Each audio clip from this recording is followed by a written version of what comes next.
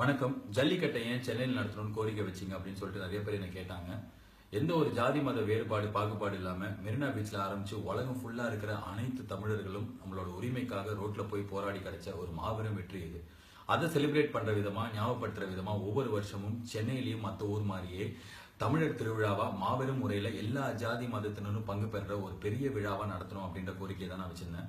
ரெண்டாவது விஷயம், மார்கண்டேய கட்ஜு முன்னாள் தலைமை நீதிபதி அந்த மாதிரி ஒருத்தரே இது நிரந்தர சட்டமா மாறி எல்லா வருஷமும் தொடர்ந்து ஜல்லிக்கட்டு நடக்க எல்லா வாய்ப்பும் இருக்கு அதிகபட்சமா அப்படின்னு சொன்னதுல எனக்கு நிறைய நம்பிக்கை இருக்கு. ஆனா அதே நேரத்துல மாணவர்கள் நீங்க வெற்றி கிடைச்சிருச்சுல வீட்டுக்கு போங்கன்னு சொல்றதுக்கோ இல்ல இந்த போராட்டத்தை தொடர்ந்து நடத்துங்கன்னு சொல்றதுக்கோ யாருக்குமே உரிமை கிடையாது. இது மாணவர்கள் மக்கள் ஆரம்பிச்சு முன்னின்று நடத்துற போராட்டம். சோ உங்களுக்கு எது ரைட்னு தோணுதோ தயவு செஞ்சு அதை பண்ணுங்க.